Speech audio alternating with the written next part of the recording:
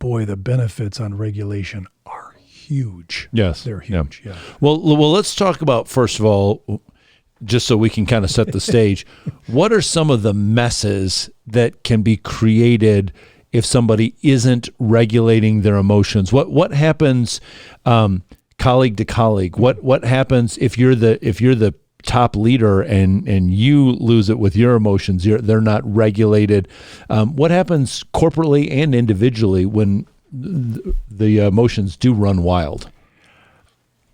I had one of my first jobs, career-wise. I had a leader, an owner. I wasn't an owner at that time, and they could fly off the handle. As that happened over time, and it wasn't the same person that caused it, the trigger. Mm-hmm. So obviously, the person either came to work with an attitude, or just wasn't, didn't. Like you talked about in the previous episode about how do you navigate, and you just got to be careful, when Sure. Whether it's personal development or leading up, you just don't want to blow up people. Right. He blew up so many people that the vice president said, "Hey, I'll make the rounds." I mean, they knew there was so much damage done. People were getting bruised and battered just by words, or "Why are you doing it that way?" And walks on. You're like, so you don't want to know the answer, but are you doing this for any other reason?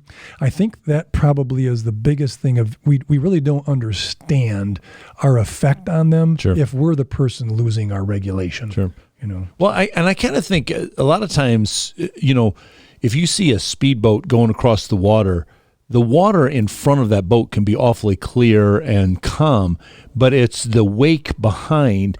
And I think that's what happens a lot of times with people that are not emotionally aware, or to use Daniel Goleman's term, not emotionally intelligent. Yes. They're looking ahead, going, "Hey, it's clear waters for me, and I'm just powering ahead."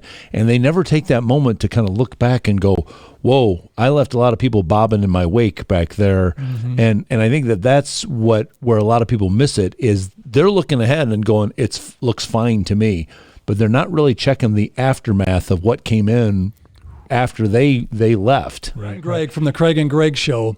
And if you've enjoyed this clip, please go for the full edition and subscribe so you get notified when we send another episode for you to be challenged as a leader.